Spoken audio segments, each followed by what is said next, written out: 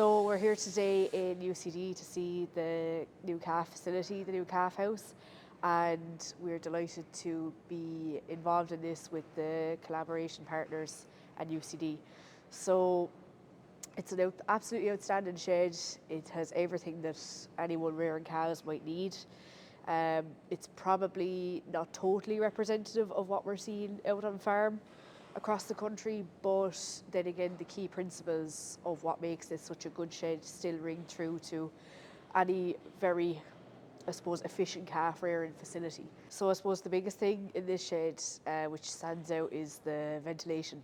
So as you've seen, the Yorkshire boarding is a great job to keep fresh air but no drafts in on top of the calves. So calves aren't cold, but yet there's constantly a subtle airflow taking any stale air out of the shed. As well as that, deep bedding, so as you can see there's plenty straw under the calves. They're well nested, the straw is dry, and it's a well, I suppose, drained shed, that there's a fall in all the pens, that any wetness is coming down into the tank out the front. Again, that mightn't be something that every farmer could implement, but at least keeping a deep bed of straw under calves at all times is a great measure to keep away illness. So hygiene is obviously a big thing in this system, and the JFC feeders, we find what works really well is farmers taking the teats off once a day, throwing the used teats into a bucket of Milton and reapplying them then as needed.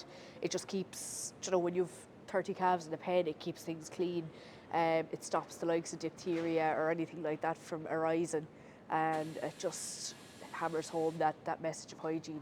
So at ABP we do have a calf linking programme where we link dairy farmers with beef farmers that are looking for high genetic merit calves off good cows with the right cow type. So we have a source base, I suppose, of dairy farmers that are involved in the programme. They contact us when they have calves ready to move, and of course we have the guarantee that the calves are bred off the right bulls, receive the right amount of colostrum, and whatever vaccination programmes have been in place, whether it's for the cows or for the calves.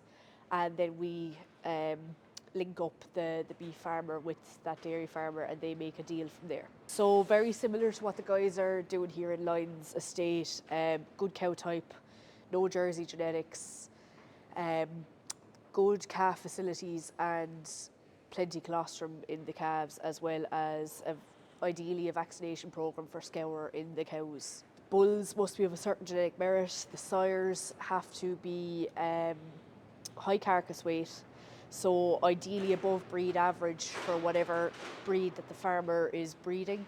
So in Angus we'd like to see plus 10 kilos, and similar enough to the guys in Lyons. For the Limousine or the Continental breeds, we'd like to see plus 23 kilos. We have moved over 2,000 calves in last spring and a similar number the spring before that, and we hope to do something similar this year. So yeah, big uptake, very popular, and we've actually killed a couple of the very first beef cattle that were, I suppose, shifted as calves there this year, and very happy, good carcass weights, and yeah, it seems to be working a treat.